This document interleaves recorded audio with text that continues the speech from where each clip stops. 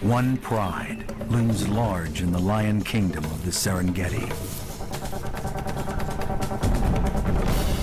Expert hunters, defenders, and mothers. Something extraordinary is happening here. Larry Kazmersky works at the National Renewable Energy Lab in Golden, Colorado. He's been trying to improve solar technology ever since Jimmy Carter put solar panels on the White House. And he survived Ronald Reagan taking them down and slashing his budget, which no president has yet to restore to 1980 levels. But he's never lost faith in the sun. This is where I died. In an ancient land, on hallowed ground, a lost realm of gold, of bloodshed, here a dark secret came to light.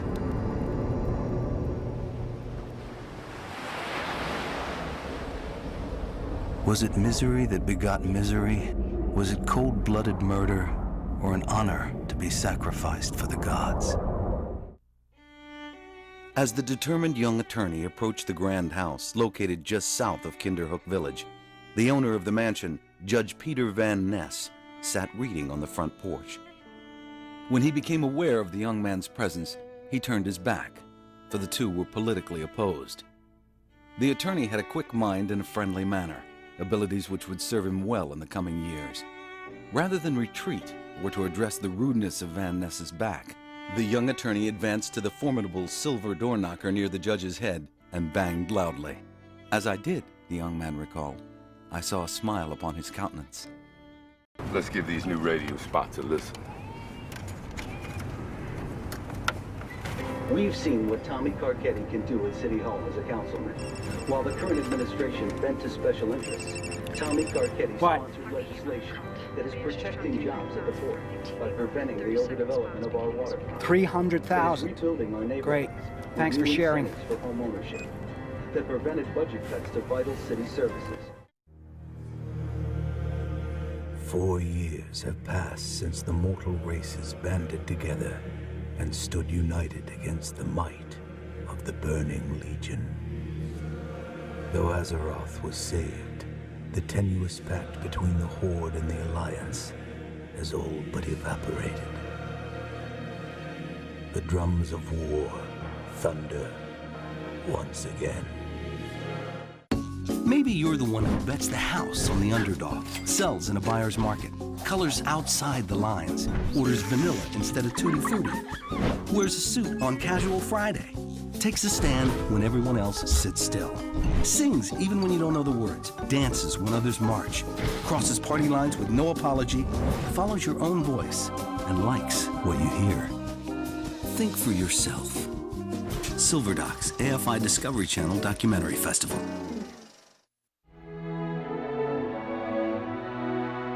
In 1934, an 89-year-old woman traveled back down the Santa Fe Trail to Fort Union.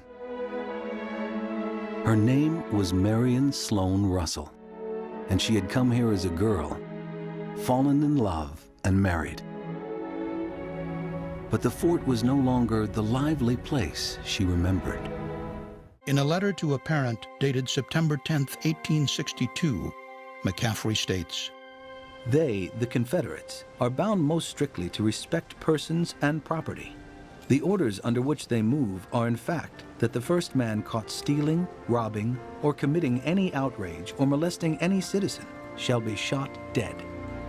The Sisters of Charity, whose mother house is so near us, have from the beginning of the war nursed the sick and wounded in both armies and are venerated and loved by both.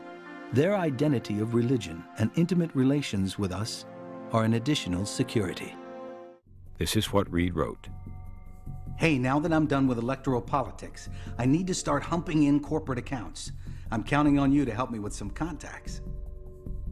Home to 20 million species and thousands of living animals, it's a 21st century Noah's Ark made of glass. An architectural marvel like no other on the planet. The pilots and gunners of Air Group 16 served in the Pacific on the aircraft carrier USS Lexington. They played a critical role in supporting U.S. landings in the Pacific and destroying Japanese naval air power.